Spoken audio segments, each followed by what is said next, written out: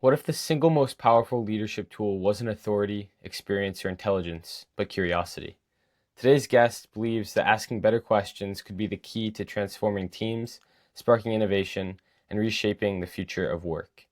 Welcome back to the Grateful Podcast. I'm your host, Jack Wagoner, and today I'm joined by Jon Bassford, founder and CEO of Lateral Solutions, TEDx speaker, and the author of The Curious Leader. With a background in law, philosophy, and business, Jon helps organizations unlock innovation by cultivating curiosity at every level of leadership. Jon, welcome to the show. Thanks for having me, Jack. Thank you, man. Yeah, and as I was saying, I'm an extraordinarily curious person. And that's why I'm so excited about this conversation. If I could describe my success in one word, I think curious is the root of all of that. In one of your videos, I was watching you, and you said that when you first discovered curiosity as your superpower, you felt a little bit disappointed. You wanted something, I don't know, bigger. You wanted to wear a cape for it, you know? But as you've grown, obviously, that perspective has shifted a little bit. You wrote a book about it. So talk to me about how your curiosity has shifted and what's led it to do that. Sure. So I first was kind of introduced to curiosity as my superpower. I want to say it was almost 10 years ago. I don't remember the exact time frame, but I was in a transition for work. Did what most people do is dust off LinkedIn and start reaching out to old colleagues and coworkers, that sort of thing. And a colleague of mine from undergrad introduced me to a colleague of hers who was in academia, and his specialty is helping people to define their superpower. So we did some quizzes and some interviews and all that type of stuff, and it came back as curiosity. And I was like, that's cool, like neat. At this point, I'd really done a lot in my career, had a law degree, had an MBA, and I had this reputation of efficiency, effectiveness, and decisiveness, and all of these things that I thought were going to keep me much more of my superpower. And then fast forward, I was working with a company on my brand and trying to grow my consulting and gear up for the book and TEDx and all that type of stuff. And once again, curiosity came up as a superpower. Again, she used the exact same words, so it's kind of like when two people are telling you something, it's like you can't ignore it any longer. So I really started thinking about it, and like similar to you, I think my whole life has been driven by curiosity. Taking on different tasks and roles as a kid, as an employee, studying abroad in college and doing a semester in DC in college, and just taking on every opportunity that's been presented to me. I didn't grow up with a lot of money or wealth or a privileged home, but I've done a lot, even in high school and college, because opportunities were presented, and I jumped on them. And then you take that into my career.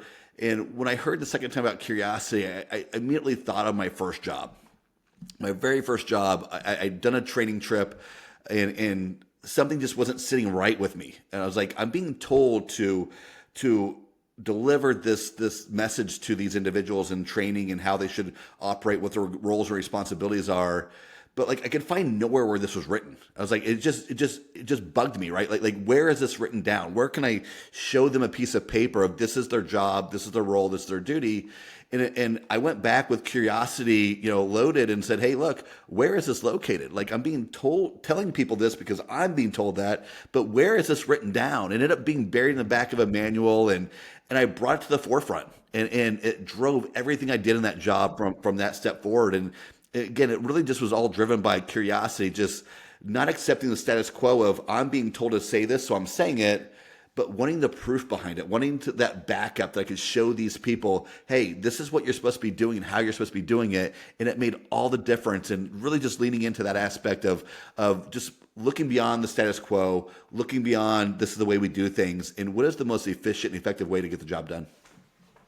I love that connection of curiosity and innovation and finding new ways and challenging the status quo. I think there's a big difference or a misconception with what curiosity is. And there's a massive difference between that surface level curiosity and that true deep curiosity rooted in wonderment and true wanting abundance in life. Have you noticed this difference as well? Yeah, right. There's the curiosity aspect of just being curious, right? Like the way a child is curious about every little thing and it grabs our attention and everything is new and exciting to them, right? And that's that kind of joy, and we lose that as adults. And kind of how I kind of reframe curiosity from the standpoint of kind of innovation, growth, and change is being intentional of looking beyond our current situations and our own limitations, right? Not just taking what is, like this is my life, I can't do any better, or this is the way we've always done things in the operations of the business, but not accepting that and truly just having that curiosity, that inquisitive mind to look beyond those limitations and say, what else is possible? Yeah, yeah. The what else is possible is huge. At this point in my life, I think about that a lot. I graduate high school tomorrow, so this has been a pretty exciting few weeks, and everyone's heading off on their different paths, and one of my biggest hopes is I'm just out of the spot where I would get to give a speech. But if I were to give a speech, you'll get a little inside my mind right here. I would say that we have all these paths that people want us to go on. We have all these set paths, but there is so much more possible. There's so much that we have yet to discover. And that's where true curiosity, that, like I said, wonderment with the world, that just pure joy that you can get and what you can extract from this life that we have, that's where that curiosity can be really helpful in creating your life that's uniquely yours. Yeah, so something along that lines is, a word that also often comes up as purpose, right? What is our Mhm. purpose? And that's something, again, I had done a lot of things in my career, and I would managed a $10 million organization by the time I was 36 years old, and all of these great things. And I moved to consulting, and I wanted to take my consulting next level, so I started working with an executive coach. And one of the things that always I'm a jack of all trades, right? Law degree, MBA. I'm a certified association executive. I've worked with startups, nonprofits, everything under the sun. And my jack of all tradesness is kind of really my secondary superpower. But it also sometimes leaves me feeling like, what's my purpose? What's that singular thing that I was meant to do in this world? And I often struggled with that, to say, like, I got to find my purpose. And through my own journey of self development and working with executive coach, kind of helped bring it out of me a little bit, is I started to redefine purpose. I think when something we're searching for, it becomes a noun.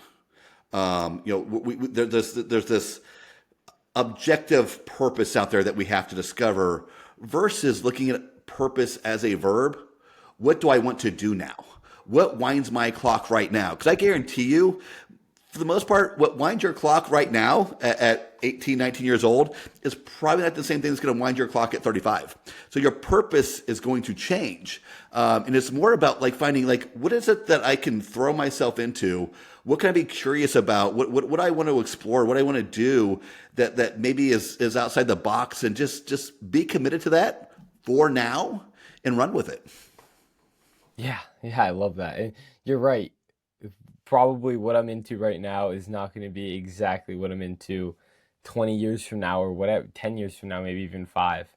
Um, uh, a philosophy I've had for a pretty long time now is, like, don't make plans too far ahead. Just go with, like, make your decisions with what you are interested in right now. So for example, like studying what you want to study in college, don't think about it with what job do I want in 10 years. Think about it with what am I interested in right now, because that will open doors in the future to get you to the place that you want to be. Have you experienced that in your life? Yeah, I think I'm a great example of that, right? I went to law school and have never practiced law a day in my life. But it's still, there's no more valuable educational experience in law school, I would say, just because of how it teaches you to think and look at things differently. And I certainly use my law degree every single day in my job, reviewing contracts, writing contracts, that sort of stuff. But I've never practiced law in that traditional sense. And yeah, take things in. The vast majority of people, what they went to undergrad for is now what they're doing for a career. Hmm. People who are in business go to law school, people who are in communications are running accounting, right? Like it doesn't, like, for the most part, there's always a joke with law school of, people always ask you, what kind of law do you want to practice? The real answer is, who's ever willing to pay you to practice law in that area. That's like, you may have your idea of what you want to practice law going into law school, but what you're going to end up doing is where you find a job and what they want you to do. You're not going to say, like, you know what, I don't really want to do criminal, or I don't want to do this type of civil, so I'm going to hold out for another job. No, you're going to take it. You're going to do the job. You're going to learn on the job, and then go, eventually go find what you want to do. So yeah, like, I'm a big believer in pursuing your passions. And again, passions, I don't mean, and I think you don't either, like, is this laissez-faire, like I'm just floating around chasing the butterflies? No, it's something that I'm passionate about. I want to do with my life, and I'm committing to that for now. Yeah. So heading back to curiosity, you've called it your superpower. What would you say is its kryptonite? What gets in the way of someone fully embracing curiosity? I would say, especially for me and the entrepreneurial side of things, is I can chase a lot of things. When I'm working with my clients in helping them improve efficiency and effectiveness in their operations, I'm very honed in, and, like, we have a task to do, and I'm getting to a finish line for them. But when it comes to me and my endeavors with entrepreneurially, like, there's a lot of things on the plate. I'm getting ready to, hopefully the next 2 or 3 months, launch some curious assessments, a curious leader assessment, a curious culture assessment. I'm taking a forum that I do for my clients and looking at efficiency of internal operations and turning that into an automatic assessment that's delivers a report and everything, to make it a little more streamlined. At the same time, I'm kicking the tires on a SaaS product. I have a SaaS product I want to get off the ground, and have some more calls about that this week. So I tend to take on a lot. I enjoy doing that stuff. I love creating, right? I'm even though I'm an operations person, I am a change management person. So I like to initiate change. I like to create things. I like to grow things. I like to, transition and pivot things, versus, this is how things are. We just need someone to sit in this chair and manage what we do every single day. That's not me. So I'm always looking for that new angle, that new way I can help other people grow and change. Yeah, yeah. As a very curious person, we have a lot of similarities as I keep talking to you. I'm seeing that, and yeah, sometimes my curiosity can feel chaotic as well. There's so many things I want to do, and so many different buckets, right? My guess and what I've found in my life is the solution to, if that becomes a problem, and making that less chaotic and feel less chaotic, is asking better questions, being curious about better things, and asking myself what I value. What are these questions that we can start asking ourselves so that we're not pulled in too many directions? Yeah, I mean, asking questions is vitally important, but also asking the right questions. That's the other piece too. Is you got to ask the right questions. In by that, what I mean by is asking questions that truly get to the heart of what you want to know.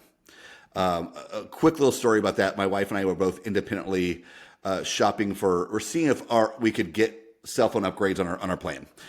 We didn't know the other one was doing it, and I said, went to her and said, hey, look, I'm going to upgrade my phone, our plan. It's like $1.15 more a month, and I can get a free phone.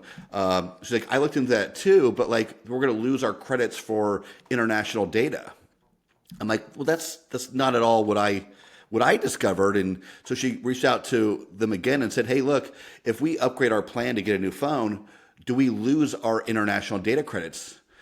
Honest question. And the answer was, yes, you will.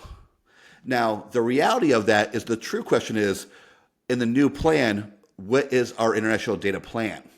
Because the true answer was, yes, it goes away, because included in your new plan. You don't have to have the credits. You have 240 countries that you can get data for free when you travel. And so the credits no longer existed, right? So, like, getting to the heart of what you want to know. What is it that I'm trying to truly answer? Dive deep, ask it as, get vulnerable, get sensitive with yourself, and truly analyze yourself, and what desires you have, what your goals are. How do you want to live your life? Just really ask some serious, honest questions of yourself. And by that, just start picking apart your answers, right? Almost be Socratic in how you deal with it, and just help get down to like, what it is that I want to do with my life right now. What are the things I can do to get there? For me, when it comes to business and making money, the secret sauce is finding something that you're good at, that you enjoy doing, and how do you monetize that? And the only way you can do that is by being curious and doing some self-discovery, and then being curious externally of how do I make this happen? Hmm. Um, what at what age did you start asking these questions? When did this all start for you? So yeah, I would say that the curious nature in asking questions and challenging the status quo has kind of always been there for me. It's much more of an innate quality. Like I talk about in my book and in other podcasts is like, but I do believe you can learn to be curious. I don't think it has Yeah. to be innate for a leader or an individual to embrace curiosity. But for me, it certainly was always there. I was that kid growing up that just was willing to be argumentative and challenge the status quo, even as a kid, and was told my entire life, you should go to law school or you're going to be a lawyer, right? Like, that's just what I was told my entire life. I grew up in a very certain worldview, how I was raised in the culture there, that I began to question and speak out against, a little bit. Again, by speaking out, I don't mean like, holding rallies, but like internally within my family, within the institutions I was a part of. And so it's really kind of always been there for me, like to just think deeper about things of why do I believe this? And do I believe this? And what are some other ways of looking at life, the world, et cetera? So, that's probably what led me to be a philosophy major in undergrad. It's just very much been an innate thing for me. So, with these questions you ask yourself, you talked about being Socratic with it. Do you have intentional reflection periods? Do you write in a journal? Do you meditate? How's that reflection look for you personally? Yeah, so I tend to meditate twice a day. I meditate. Nice. So my time routine is to read. I tend to read nonfiction, self development books. Right now I am reading a book that's a series of stories about Zen Buddhism, and mindfulness type stuff. That's the type of stuff I tend to read, and then I meditate. Sometimes it's 5-10 minutes, sometimes it's 15 to 20 minutes, just kind of like where my mind is and how blank I can make it, and not be wound up in my thoughts. And then I also tend to usually meditate first thing in the morning to get my day started. I also kind of tend to, when I'm falling asleep in bed after meditating and waking up in the morning before meditating, I tend to try to bring myself into a more meditative state and just set some intentions, going to bed and waking up in the morning as well. And then throughout the day, I do try to find times. This part I'm kind of working on right now is finding times to just quiet the mind, right? Just get out, lessen the grind of the day, stop just doing busy work, and find just even 1 to 3 minutes to just quiet the mind, focus on breathing, and just open up to the world a little bit more. Yeah, it's funny. This podcast is slowly turning into a meditation podcast. Every guest on here seems to have a meditation practice, and it's for any listeners or viewers, it's a pattern, right? These people that are outwardly successful are inwardly successful first. I love talking about success from the inside out because a lot of us, do you know Chris Williamson of Modern Wisdom, the I podcast? do not. Okay. Um, well, he has a quote, and he said that a lot of us sacrifice what we want for the thing that's supposed to get it. And I think that's another one of the things that I put on here a lot. But a lot of people are not happy because there's a thing that they want to get, and they sacrifice that thing for the work that's supposed to get you to it. Um, but a lot of the people that end up being abundantly successful on the outside and having the material success, that started on the inside. That started with your meditation and your reflection and the questions you ask yourself. Yeah, well, I mentioned working with an executive coach earlier. About 5 or 6 years ago, when I was trying to take my consulting to the next level, and I thought I was going to be working on my business, and business strategies, and vision boards and that type of stuff. And what we ended up working on was me. It's what kind of launched me into a spiritual journey and meditation, everything. My coach has a podcast, and he had a guest on his podcast that's millennial multimillionaire. His specialty is copywriting. Lives in the Northwest. I think either Seattle or maybe even like Vancouver, Canada. Like I heard the podcast. I was like, I got to talk to this guy. Like, he just gets the living as though your dreams have occurred already, even though they're not there. He just got that kind of mindset, law of attraction type thing naturally. And I was like, I got to learn from this guy. And so he and I had a conversation. And what really sparked my spiritual journey was after hearing my story and where I was, he recommended I read the book Soul Without Shame. And what this book is about understanding the ego.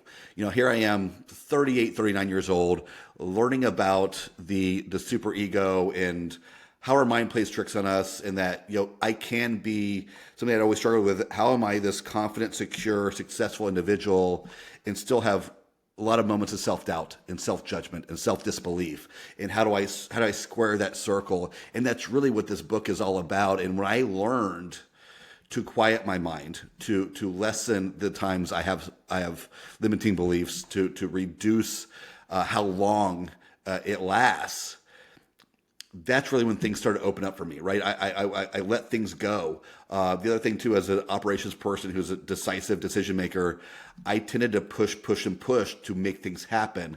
And what I've learned through my journey is you cannot make things happen.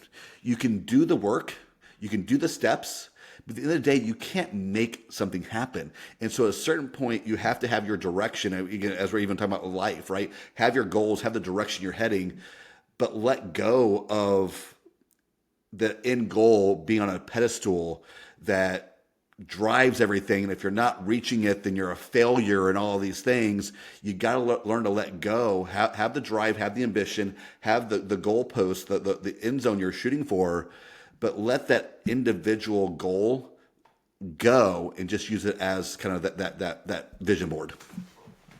Yeah, you can't be too attached to the outcome. If the Yep. outcome Right. doesn't, That's a better way to put it. Yep. 100%.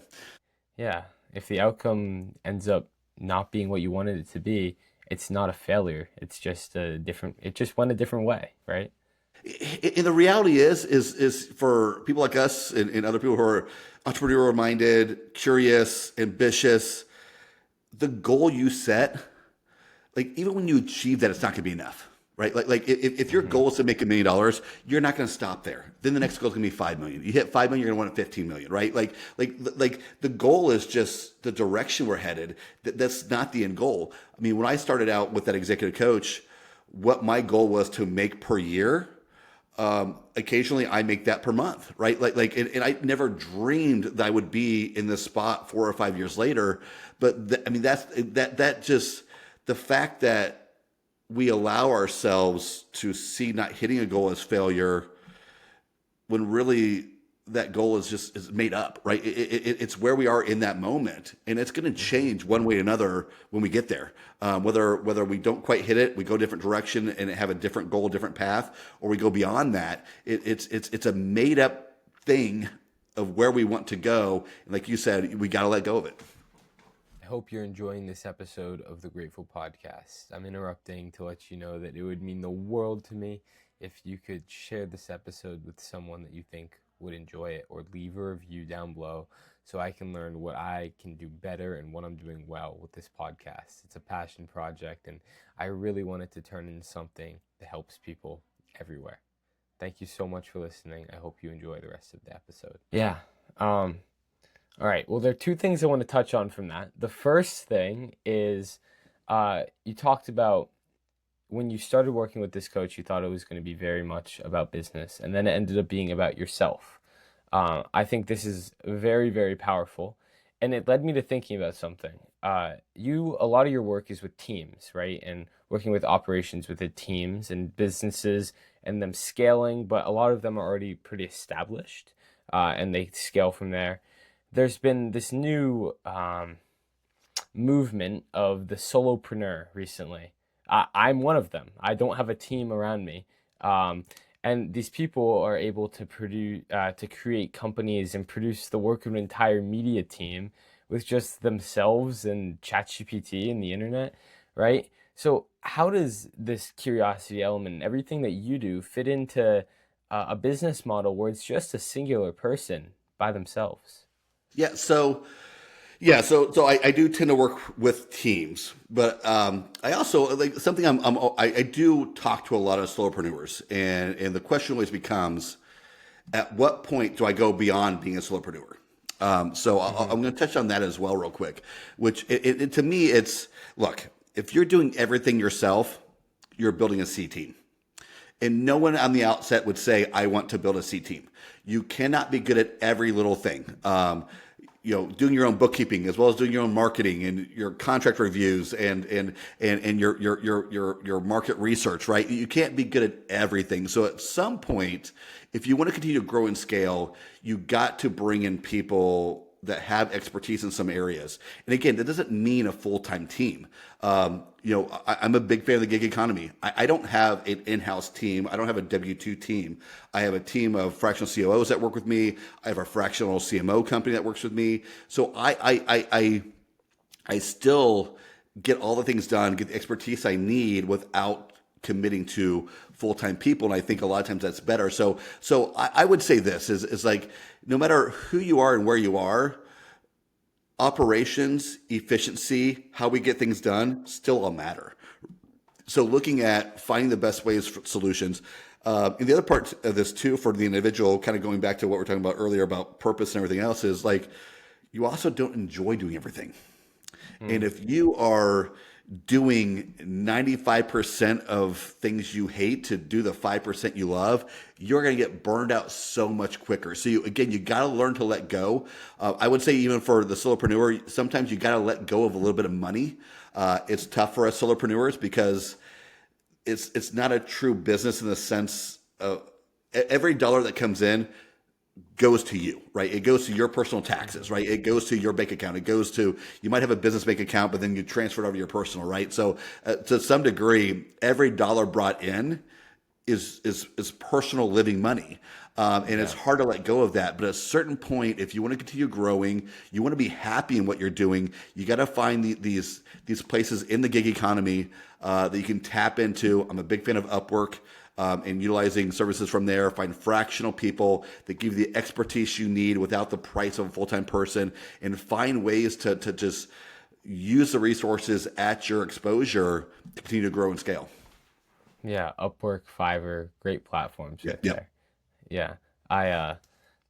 I know that in the future I want to have a team around me of people that are experts in things. I mean, my first business model was a YouTube automation company where I had a faceless channel and I hired people that were very good at what they did. Like I had a script writer, a thumbnail designer, a video editor, a voiceover artist, all specialists, and I got hundreds of thousands of views. But and then I do this and I'm doing everything by myself. I no longer have the capital to do that. So it's it's a hard sacrifice to make as an entrepreneur because you know that what's going to get you to the point where you do have more capital faster and you grow faster is by investing that capital up front in great A team players. Steve Jobs always said, like, you get A players because A players want to work with A players. So that's an interesting balance, and I think as I move forward, it's going to be a pivotal decision for me, as it will be for many other solopreneurs. Yeah, and speaking of A players in building teams, I think there's something that's been happening in our society for a while now, where we often confuse A personalities with A players. Mm, And I've worked with some people like that. Like if you are, I mean, I was told there's someone I wanted a boss to hire, and the person was described as frumpy. I'm like, who cares? Who cares how they dress and how they look, right? And what he really meant by that is like, I want someone that looks and acts a certain way in an A personality way. And the problem that they ran into was they built a team of all these A personalities that were ambitious, goal oriented. You know what? Every single one of them wanted a raise after 3 months. And then they would get pissed about that. Like, I'm like, what do you expect? Like these are ambitious, driven people, and not every A player has to be an A personality. So I also always, take a look at that too, and make sure you're getting the skills that you need. Because quite frankly, some positions in an organization, you don't want A players, or sorry, A personalities. You want A players, but not A personalities, because you want that just stable person who's going to be there for a long time, do their job, and create that consistency in the organization, and not have this revolving door of people because they're constantly looking for more money and new opportunities. Yeah, I wouldn't want to hire myself because I don't think that I would ever be satisfied doing like a one thing of a job for someone else, right? And that's an interesting thought to have because you want someone that's ambitious, obviously, but you want them to be ambitious for the company, for the whole, not necessarily for themselves and their personal goals. Yeah, I'm the same way, right? And it's not necessarily just about me wanting more money or things, but like I'm not a status quo guy. Like Hmm. when operations turns into just maintenance, just keeping the trains on the track versus building the track, that's when I get bored. I don't like to feel stagnant. In my life, in my career, in what I'm doing, and so I'm constantly looking for like how can I change things. And at a certain point, I don't think you should ever. I don't think you can ever really run out of things to change, but the changes change, right? The changes aren't as big. They're not as fun. They're not as creative. You're making little tweaks and changes here and there, and I like impact. I like to, Hmm. for my clients. Like I'm working with a startup right now that's doing some amazing things in the food science industry, and I'm like. There's just some things like we've got to change this. Like I'm going to save this company, you know, $10,000 a month, if not more, just by reducing the amount of time that everyone is putting into these tasks.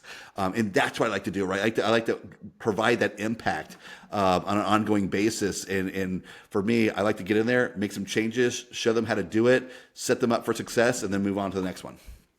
Yeah, that's awesome. And it reminds me of the when I said I had two things I wanted to say off that uh, little point you had earlier. Uh, it reminds me of that. You have talked about the ambitious personality, never having enough, right? Always wanting more, finding the next thing, setting the bar higher once you reach that goal, and just constantly climbing and climbing with no end in sight. And this is one of the reasons I launched this podcast because I'm an overachiever. This is the root of the lack of peace in my life if I have that. It's this always wanting more, chasing success. It's this ambition. So the reason I call this the Grateful Podcast is because what I've learned is my hypothesis is that the cure to this, the ideal life, is when you have a balance of gratitude and ambition. You're grateful for what you have right now while chasing something in the future. And that gratitude for now, it's not complacency at all. It's propelling you to get more in your life. 100%. And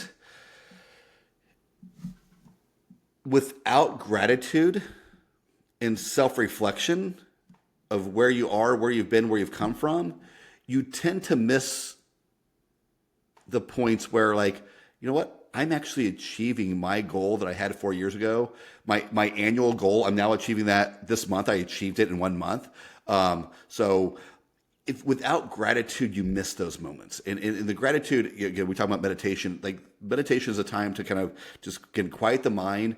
And one thing, I had a rough 2024. I had some transitions in my business. I had a side project that had some delays with money coming in. It was a pretty rough year for me. And one thing that kind of snapped me out of that and be able to refocus on being positive was like, I have all the money I need. Like revenue is not where I want it to be. My business isn't where I want it to be right now because of these transitions. But there's nothing in the world that could happen to me today that I am not prepared for, that I don't have the money to handle the issue. Whether my car were to blow up or kid got sick or whatever it may be, I have everything I need for today. And talking about letting go is like where our pain and suffering comes from is either looking at the past or looking at the future. If we're truly looking at the now, there's usually a lot less suffering and being grateful that like, you know what, I may not have food in my fridge in 2 weeks, but you know what, I do today. Or I have a mechanism to get the food, even if it's not in my fridge today. I have a resource. You know, like be grateful of the little things that you have in your life, big and little, that remind you that like, you know, everything's okay and the universe looks out for me. That's not to say that there aren't people with really tough situations that are going through a lot, you know, whether it's poverty or some other issues, right? I don't want to take away from the fact that there are people less off than I am, but there's always a way that you can find gratitude to be grateful for what you do have that truly does, you know, I believe in the law of attraction that truly opens up the opportunity to move beyond that and have that be a routine that in just knowing and trusting that the universe is always looking out. So how does that gratitude propel you toward those goals that you keep setting higher? Yeah. So, you know, it's, you know, for me, I don't care about the material aspects of wealth and abundance. For me, it's about having the dream home that I get to share with my family. It's about doing trips with my son, with my wife, right? Like I care about the lifestyle of it all more. That I have no desire. If I had $100 million landing in my bank account tomorrow, I would not go buy a Lamborghini. I mean, that's what everyone, like, I'm very connected to the real estate world and a lot of entrepreneurs in the real estate world, and that's what they all do, right? And I'm not knocking it. That's none of them are doing it, you know, wastefully. They can afford to do it, but that's not what I would do. I would do a trip around the world, first class, right? That's how I would spend my money. So for me, it's all like, what could help, you know, and I also focus on not the revenue side of things, but what products, what solutions can I build that are going to help other people innovate, grow, and change? That's my goal. I want to use my skills, my resources, my abilities to help other people achieve growth, people and organizations go further, right? That's my goal. And so when I focus on that, it's more about impact than the revenue I can bring in from that.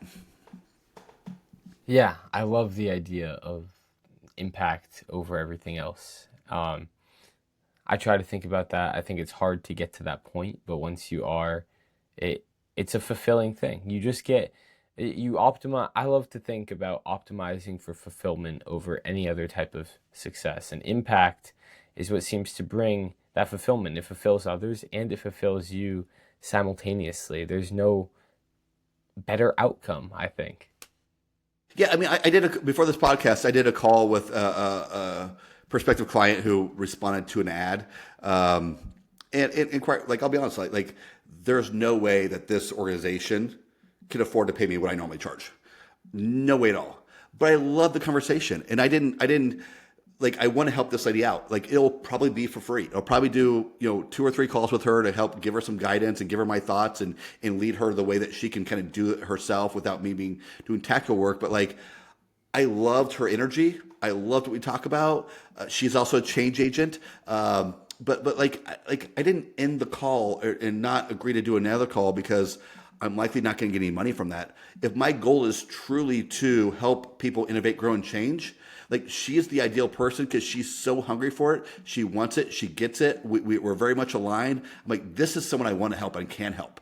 And so like I'm going to dedicate some time to that, whether I see any money or not, because I truly want to help other people grow. But I mean, the ripple effect you'll have from that will be profound as well, because odds are when you help her and she makes it, she'll give away her service to people that need it and might not be able to pay. When you cultivate curiosity in a community, it seems to help everyone thrive. Yeah. So I don't know. We didn't really talk about that. I had a TEDx that got released about a month ago, and the story I tell in the TEDx is through kind of podcast interview type thing that I was doing with some nonprofits associations. I heard about Corning, New York. It's upstate-ish New York. I don't know if they consider it upstate, but it's a small town of like 10,000 people.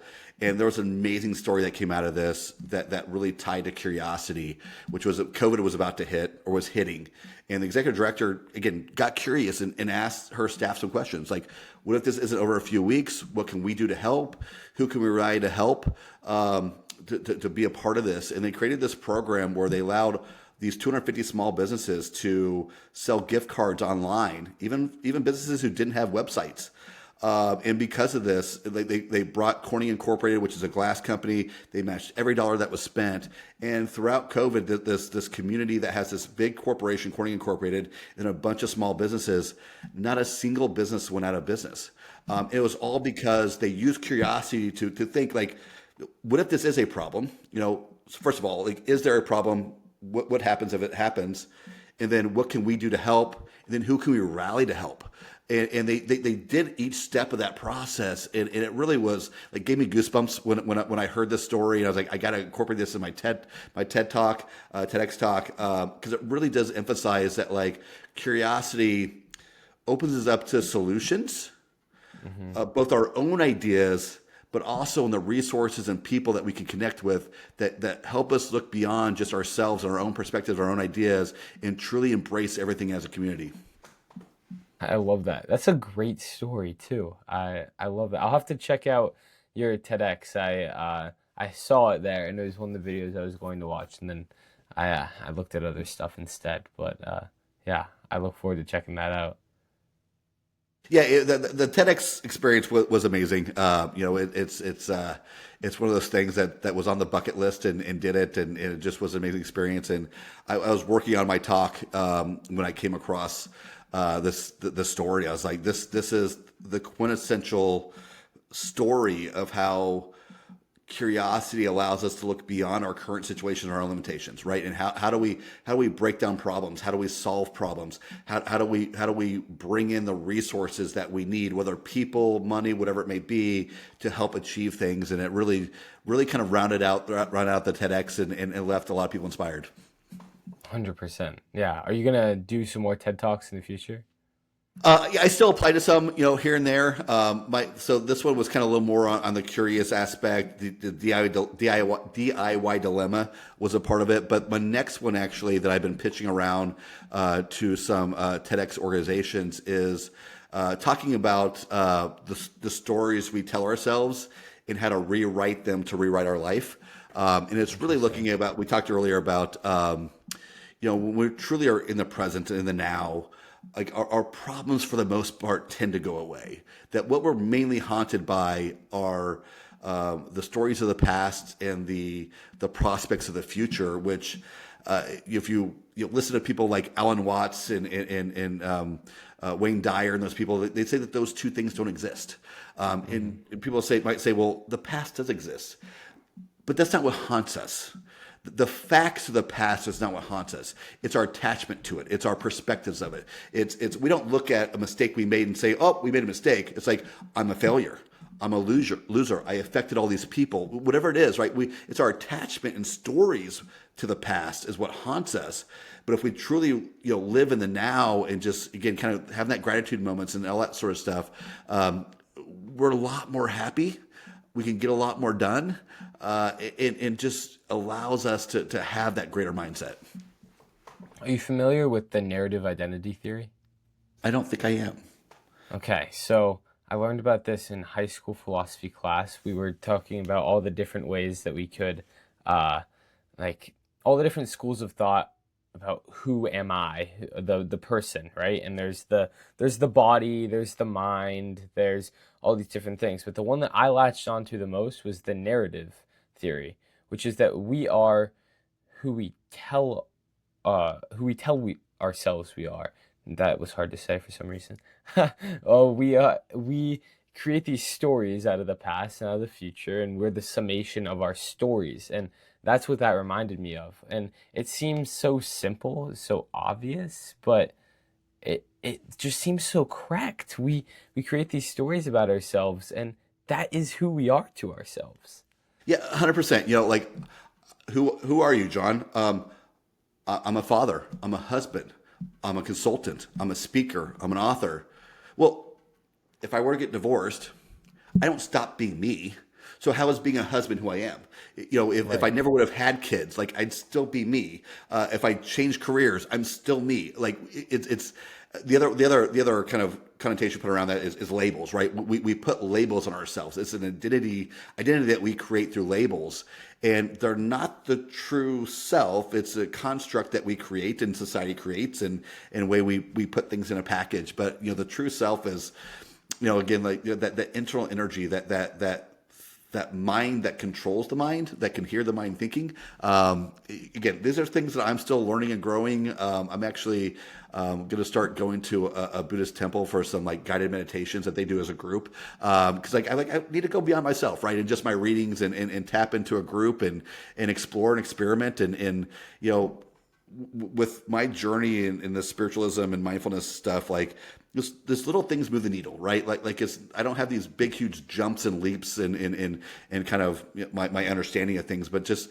little pieces that move the needle. A book that maybe it's somewhat the exact same thing I've read in 5 other books, but they describe it in a certain way, that just sparks something new, right? Sparks a new idea, and even that concept of looking at gratitude as, even though things aren't going where I want with my business and monetarily, I have all the money I need. Like nothing can happen today, probably even this week, probably even this month, probably even this year, that I couldn't survive based upon the money in my bank account, right? So like, what am I worried about?